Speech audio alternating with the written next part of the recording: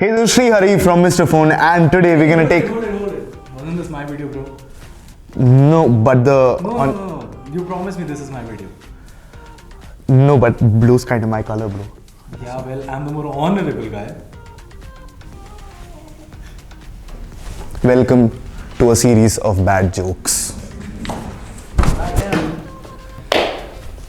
Alright. Hey guys, this is Varun from Mr. Phone, and well, I'm relatively new here, but well, let's skip on the crap and get started with the Honor 8C unboxing. Well, you've already seen it, so let's get down to the first impressions. But before you do that, make sure to hit the subscribe button and the bell icon if you haven't already to stay notified of all of future updates. I don't need this. Yeah. So right off the bat, the device looks absolutely stunning. I mean, the finish on the back is just great. Honor is actually calling it the 3D nano level textured finish, which, like I said, it's pretty damn appealing. So I don't want to compare, but having used the OnePlus 6T Thunder Purple variant, I mean, what OnePlus has achieved in a flagship device, the Honor 8C looks pretty damn good. The finish is absolutely stunning. The back in itself is a fingerprint magnet, but I'll let it slide because it actually makes it look so good. The device feels, well, it feels pretty lightweight, which is actually good. It's designed ergonomically. But yes, it has a plastic back, but I mean, I wouldn't make a fuss about it. Coming to the display, having used the Honor 7C, the display on the 8C is actually a major improvement.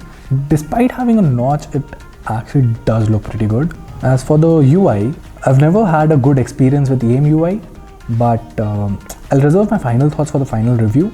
Although the UI, thanks to the Snapdragon 632 processor, looks pretty good, it feels snappy. I hardly see any lag over here. So with a device that has an aspect ratio above 18:9, you have come to expect some sort of navigation gestures on it. On the Honor 8C, there is no navigation gesture. You can set the settings for a navigation dock actually, which I don't really like it, but like it's pretty much the same that has always been an EMUI, so I've never been a fan of it. Or you have the option to customize the navigation bar. So nonetheless, you still get navigation settings.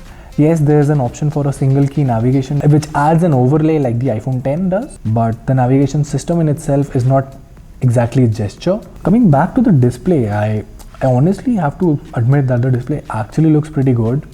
It's neither too warm nor too cool. It's pretty color accurate. So a lot of people have this question about the notch. Thankfully, Honor does give you the option to hide the notch. So without the notch, it looks something like this.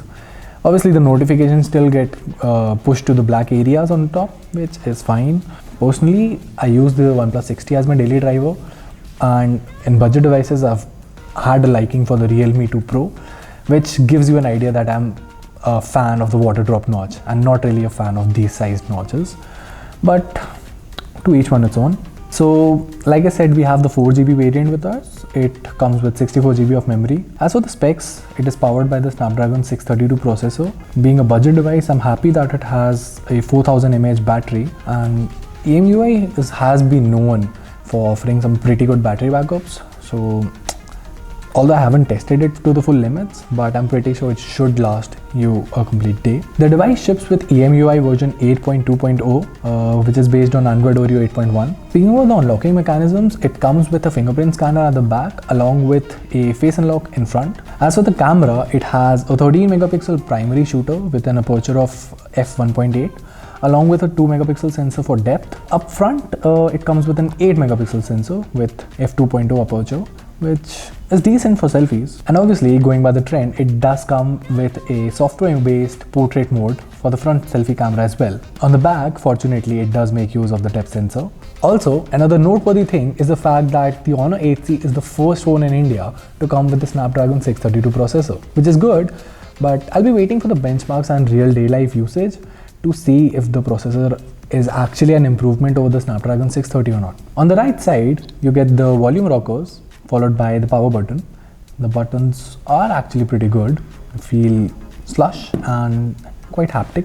At the bottom, you get the micro USB port, which suggests that there is no fast charging.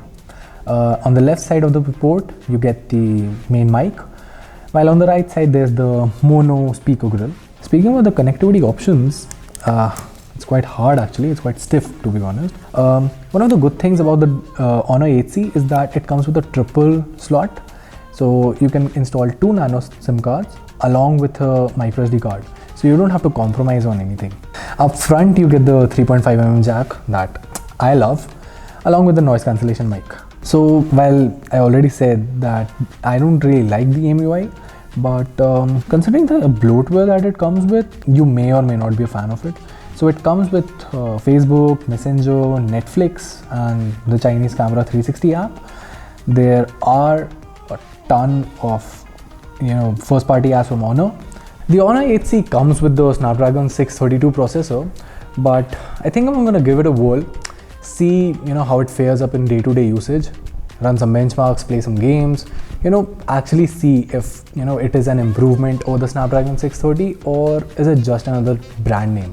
Well, that's pretty much the gist of it. I'm just gonna call it a day for the first impressions. Hope you liked the video, and if you'd like to see more of me, make sure to leave a comment below. Also, make sure to click on the subscribe button and hit the bell icon to stay tuned to all of Mr. Phone videos. Well, that's it. Bye bye.